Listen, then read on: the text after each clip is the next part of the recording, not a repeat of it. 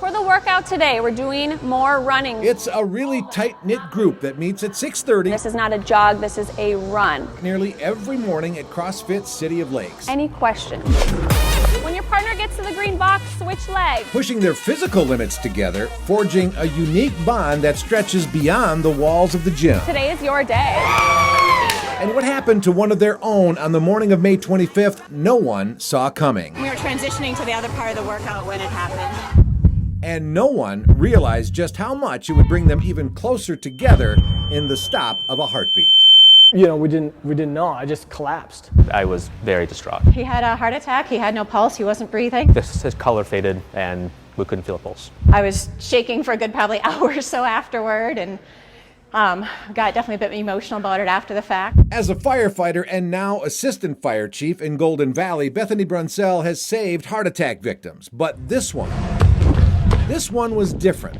It was her friend, Kyle Lindstrom, lifeless on the floor during a workout. Had the reality hit of, this is a friend who had just had a heart attack. So no pulse, he's not living. Yeah. And so there's no circulation, and so you have seconds before brain damage, you have seconds before there's essentially very little chance of recovery. Final push! Simon Ackerman is a licensed cardiology pharmacist. In other words, a pharmacist for heart patients. Go! When his friend went down, Ackerman jumped in with chest compressions. Everyone find a spot on the rig. Hanging on a wall nearby, an automated external defibrillator, or AED. Here we go!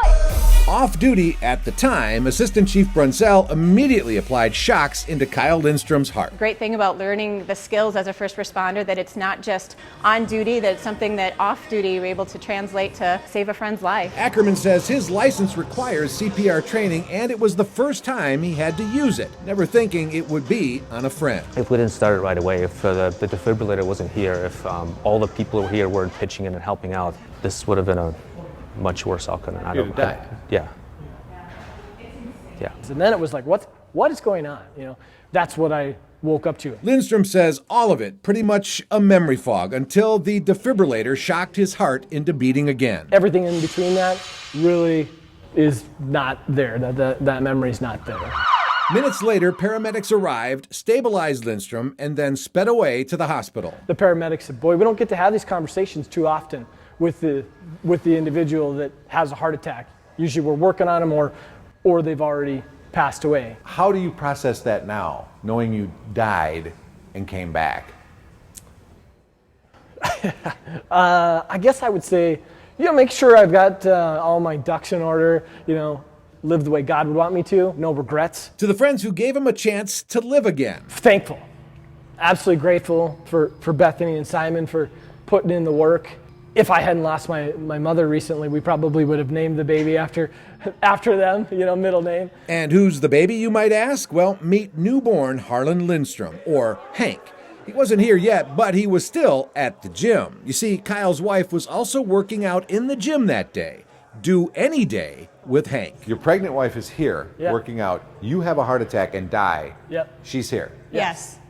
How did that work for her? How did this play out? So she had to walk away. A couple friends walked her away because she knew it wasn't going to be good for her to witness what was happening at this point. She saw me collapse at this point. Oh, here, You can go stand behind him. Lindsay Lindstrom joined us with Hank. Cops got here, they actually asked me if I wanted a second ambulance just in case. But she didn't go into labor that day. Hank arrived a week later. Now, a chance for the newest Lindstrom to get to know his dad. Just so grateful.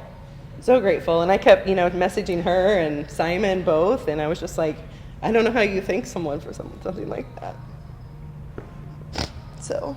Him being here is the all thanks I need. Brunsell prefers to point to this little box over her shoulder, the AED, hanging on the wall as the reason why Lindstrom survived. Something the assistant chief thinks all of us should consider learning how to use along with CPR. You don't have to be a firefighter to know how to do these things. You don't have to be, have hours and hours of training. One class, for a couple hours can be all it takes to know how to do the skills to help save a life. A life saved, another life just beginning, and a lifelong connection between them and everyone at the 6:30 morning group at CrossFit City of Lakes. And yet still some unfinished business. I got just one last question for Kyle. Did you finish the workout? No.